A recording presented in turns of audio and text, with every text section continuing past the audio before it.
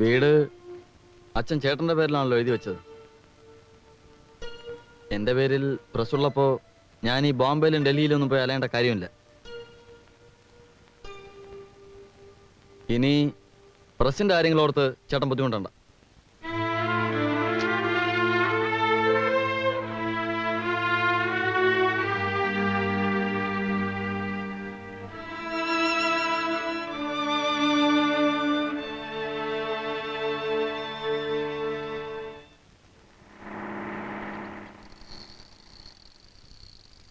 അയ്യോ,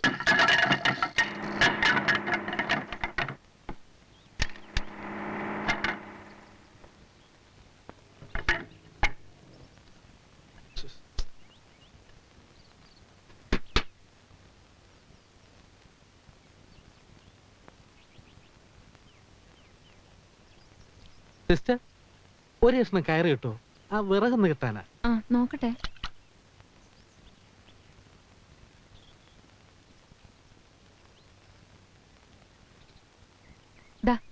ഇത് മതിയോ? ധാരാളം. ഹസ്ബൻഡ് ഇല്ലേ? പ്രസി പോയിരിക്കുക. ഞങ്ങളിതാ തൊട്ടപ്പുറത്തെ വീട്ടിലാ. എന്റെ പേര് വിനോദ് കുമാർ ആലപ്പി. ഞാൻ കണ്ടിട്ടുണ്ട്. ഓ, അരി കഴുകി വെച്ചപ്പോഴാ വിറക് തീർന്ന് ശ്രദ്ധിച്ചത്. ബാച്ചിലേഴ്സ് ലൈഫ് വലിയ പാട് തന്നെ. വരട്ടെ പെങ്ങളെ.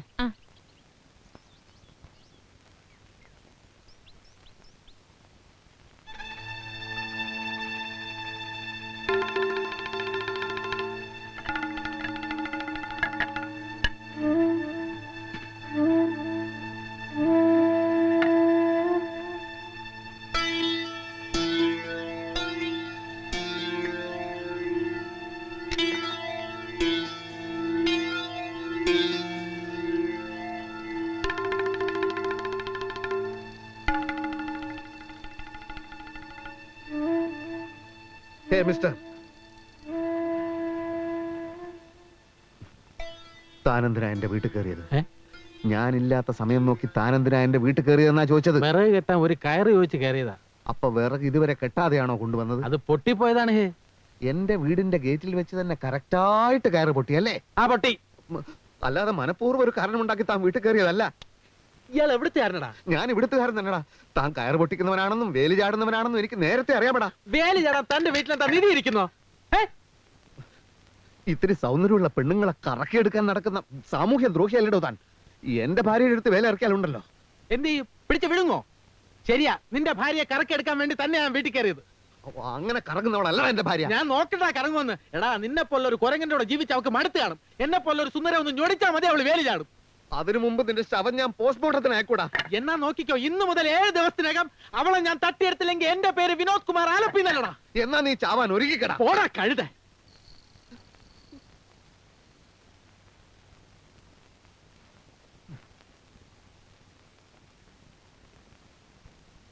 സാർ, എനിക്ക് ഭയങ്കരമായ ഒരു കംപ്ലൈന്റ് ഉണ്ട് സാർ. വിനോദ് കുമാർ ആലപ്പി എന്നൊരു ഭീകരൻ എന്റെ വീട് ആക്രമിക്കാൻ പോകുന്നു. അവൻ എന്റെ ഭാര്യയെ തട്ടിക്കൊണ്ടുപോകുമെന്ന് ഭീഷണി മുഴക്കിയിരിക്കുന്നു. അവനെ ഇപ്പൊ തന്നെ അറസ്റ്റ് ചെയ്യണം സാർ. ഭാര്യയെ തട്ടിക്കൊണ്ട് പോയിട്ടില്ലല്ലോ. ഏത് നിമിഷത്തിലും അത് സംഭവിച്ചേക്കാം സാർ. അവൻ എന്നേക്കാൾ വെളുത്തിട്ടാണ്, നല്ല ഉയരവുമുണ്ട്. നിങ്ങളുടെ ഭാര്യയും അയാളും തമ്മിൽ സ്ത്രീ അബലയല്ലേ സാർ? അവന്റെ പഞ്ചാരവാക്കിൽ അവൾ കുടുങ്ങയില്ലെന്ന് ആര് കണ്ടു? പോലീസ് ഇടപെടണമെങ്കിൽ സംഭവം എന്തെങ്കിലും നടക്കണം. അവൻ തന്റെ ഭാര്യയെ തട്ടിക്കൊണ്ടു പോയി കഴിഞ്ഞാൽ ഇവിടെ ഒരു കംപ്ലൈന്റ് വരൂ. അപ്പൊ ഞങ്ങൾ ആലോചിച്ച് വേണ്ട പോലെ തീരുമാനം എടുക്കാം. സാർ, ചത്ത കുട്ടിയുടെ ജാതകം നോക്കുന്ന കാര്യമാണ് സാർ പറയുന്നത്. ഭാര്യയെ തട്ടിക്കൊണ്ട് പോയി കഴിഞ്ഞിട്ട് പിന്നെ എന്ത് കംപ്ലൈന്റ് ആണ് സാർ? എന്താ തന്റെ പേര്? തളത്തിൽ ദിനേശൻ. മോനെ ദിനേശ, ആ ഭീകരൻ തന്റെ ഭാര്യയെ തട്ടിക്കൊണ്ടുപോകാൻ വീട്ടിൽ കയറി വരുമല്ലോ. അപ്പൊ വല്ല തെങ്ങിലും പിടിച്ച് കെട്ടിയിട്, എന്നിട്ട് നേരെ അങ്ങോട്ട് വാ. ഒരു തെളിവില്ലാതെ ആക്ഷൻ എടുക്കാൻ ഞങ്ങൾക്ക് പറ്റില്ല കുഞ്ഞെ. അങ്ങനെ പറയരുത് സാർ. ഞാൻ കൈക്കൂലി തരാൻ തയ്യാറാണ്. എന്താണ് തന്റെ വിചാരം?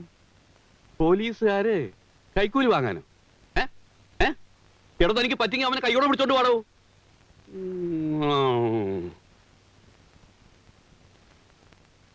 പോട്ടെ, വീട്ടുകാവലിന് 2 പോലീസുകാരെ അയച്ചു തരാൻ പറ്റുമോ?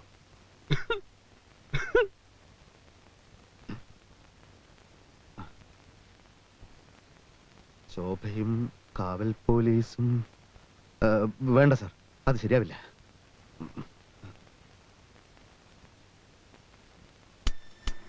അവളുടെ ഭാഗത്ത് നിന്ന് ഉറപ്പ് കിട്ടിയത് കൊണ്ടാണല്ലോ തട്ടിക്കൊണ്ടുപോകുമെന്ന് അവൻ വെല്ലുവിളിച്ചത്.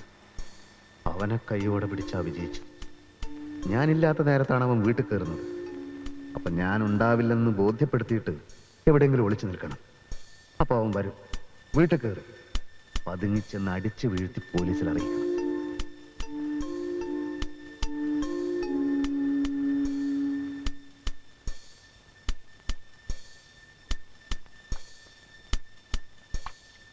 ശോഭേ, ദിനേശ് ചേട്ടാ എപ്പോ വന്നു? ശോഭേ, 2 ദിവസത്തേക്ക് നീ വീട്ടിൽ തനിച്ചായിരിക്കും. തനിച്ചോ? ഞാനോ? അയ്യോ, ഞാൻ പേടിച്ച് ചത്തുപോകും. എനിക്ക് കോയമ്പത്തൂർ വരെ പോയേ പറ്റൂ. പുതിയൊരു പ്രസ് തുടങ്ങണം. ചില മെഷീൻസ് ഒക്കെ ഓർഡർ ചെയ്യാനുണ്ട്. പുതിയ പ്രസ്സോ? ഉം. ഇപ്പോഴുള്ളത് തന്നെ ശരിക്കും ശ്രദ്ധിച്ച് നടത്തിയിട്ട് പോരെ പുതിയ പ്രസ്? അത് ചില പ്രശ്നങ്ങളൊക്കെ ഉണ്ട്. ഒക്കെ വന്നിട്ട് പറയാം. എന്നാലും എന്നെ വീട്ടിൽ കൊണ്ട് വിട്ടിട്ട് പൊയ്ക്കോളൂ. ഭയപ്പെടുന്നത് എന്തിന്? ശോഭ കൊച്ചുകുട്ടിയൊന്നും അല്ലല്ലോ. തനിച്ച് നിന്ന് ശീലിക്കുന്നത് നല്ലതാണ്. പോട്ടെ, വണ്ടി തെറ്റും.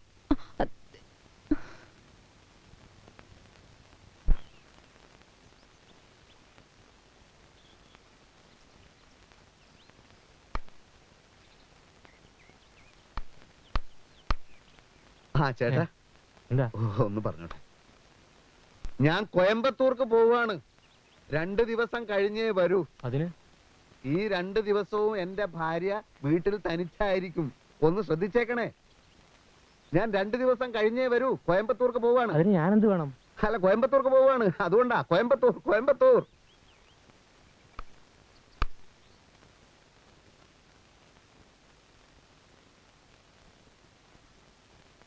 സാർ എവിടുന്ന ഒരു പെട്ടിയൊക്കെ ആയിട്ട്? എനിക്കൊരു മുറി വേണം. മുറിയോ? സാറിന്റെ വീട് ഇവിടെ തൊട്ടടുത്തല്ലേ? അല്ല, അതാ അവിടെ ഇൻകം ടാക്സിന്റെ മറ്റു പ്രശ്നങ്ങളൊക്കെ ആയിട്ട് അപ്പൊ വീട്ടിൽ ശരിയാവില്ല. അതെയോ? സുബേറേ, സുബേർ. 109 ഫസ്റ്റ് ഫ്ലോറിലാ? താഴെ. അല്ല, എനിക്ക് ഫസ്റ്റ് ഫ്ലോറിൽ ഏകദേശം മധ്യഭാഗത്തായിട്ട് ജനലിലൂടെ നോക്കിയാൽ എന്റെ വീട് കാണാൻ പറ്റുന്ന തരത്തിലുള്ള ഒരു മുറി കിട്ടിയ തിരക്കേട്. അതെന്തിനാണ് സാറേ? അത് ആ ഭാഗത്ത് നല്ല കാറ്റ് കിട്ടും. ആ, എന്നാ തെക്കറ്റത്തെ മുറി ആയിക്കോട്ടെ. അവിടെ നല്ല കാറ്റ് കിട്ടും. എനിക്ക് അത്ര കാറ്റ് ആവശ്യം വരില്ല. എന്നാ മുകളിൽ തരാ. തുറന്നു കൊടുക്കേ. ആ, പിന്നെ എന്നെ ആരെങ്കിലും അന്വേഷിച്ചാൽ എന്നെ ഇവിടെ കണ്ട കാര്യം പറയണ്ടേ.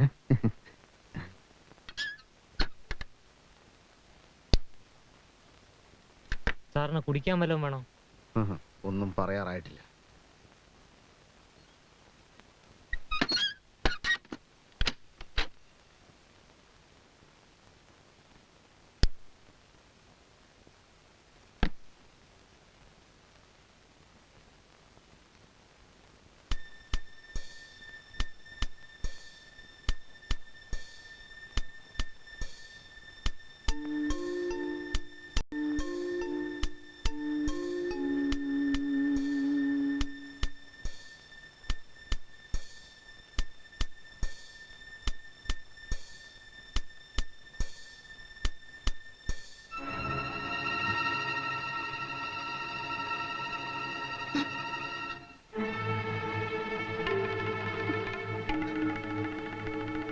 വഞ്ചകി.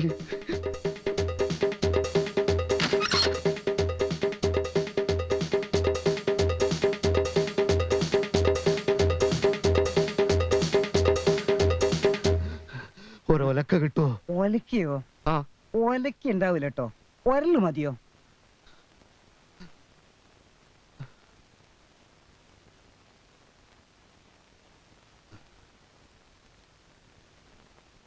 കത്ത് കിട്ടിയപ്പോ നിന്റെ അമ്മയും കൂടെ പുറപ്പെടാൻ തുടങ്ങിയതാ. ആദ്യം വിവരമൊന്ന് അന്വേഷിക്കാമെന്ന് കരുതി. അപ്പോ അനുജനുമായി വഴക്കിടാൻ എന്താ കാരണം? എനിക്കറിയില്ല അച്ഛാ. ഓരോ സമയത്ത് ഓരോ രീതിയിലാ പെരുമാറ്റം. നിന്നോട് അവൻ വഴക്കിടാറുണ്ടോ? അതൊന്നും ഒരിക്കലും ഉണ്ടായിട്ടില്ല. ദാ ഇന്ന് പെട്ടെന്ന് ഒറ്റ പോക്കാണ് കോയമ്പത്തൂർക്ക്. തനിച്ചെനിക്ക് പേടിയോന്ന് പറഞ്ഞിട്ട് ശ്രദ്ധിച്ചതേയില്ല. ഒരു പ്രത്യേക സ്വഭാവം, അല്ലാതെ സ്നേഹക്കുറവൊന്നുമല്ല. മനുഷ്യന്മാര് പല പല സ്വഭാവക്കാരാണല്ലോ. ഏതായാലും അവൻ വരുന്നത് വരെ നീ വീട്ടിൽ വന്ന് നിന്നോളൂ. എന്താ?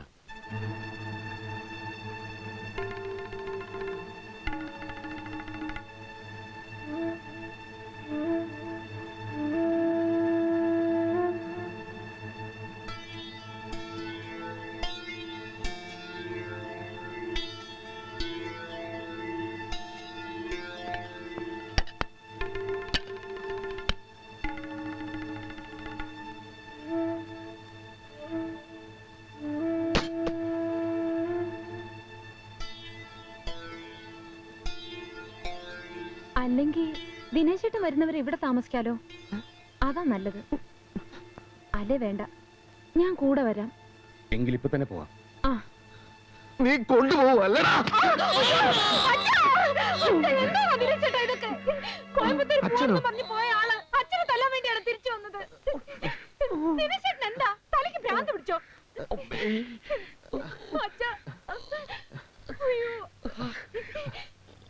അച്ഛൻ എപ്പോ വന്നു? വീട്ടിൽ എന്തൊക്കെയുണ്ട് അച്ഛാ വിശേഷങ്ങള്?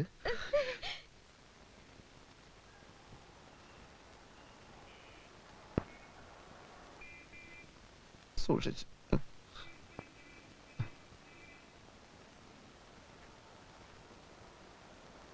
അച്ഛൻ ഈ സംഭവം മറ്റാരോടും പറയണ്ട കേട്ടോ. ശോഭയുടെ അമ്മയൊക്കെ അറിഞ്ഞാ വെറുതെ തെറ്റിദ്ധരിക്കും. നീ പറയുന്നു കള്ളനാണെന്ന് തെറ്റിദ്ധരിച്ചിട്ടാണ് എന്നെ തല്ലിയതെന്ന്. പക്ഷേ എന്റെ സംശയം നീ മനഃപൂർവ്വം ചെയ്തതാണെന്ന്. അങ്ങനെ പറയല്ല അച്ഛ. സ്വന്തം വീട്ടുകാരെ തല്ലി ഓടിച്ചവനല്ലേ നീ? അച്ഛ, അത് പ്രസ് കൈയടക്കാൻ വേണ്ടി പ്രകാശന തല്ലുണ്ടാക്കിയത്. എന്തായാലും കൊള്ളാം. എന്റെ മോളെ നീ കണ്ണീര് കുടിപ്പിക്കരുത്. ഇല്ല അച്ഛ, ശോഭയെ ഞാൻ പൊന്നുപോലെ നോക്കും. ഇതൊന്നും അമ്മയോട് പറയണ്ട കേട്ടോ.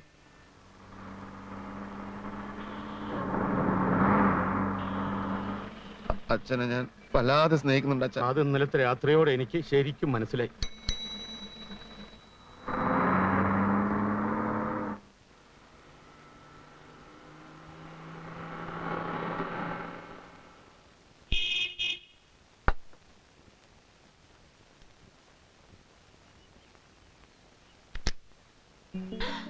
സരള,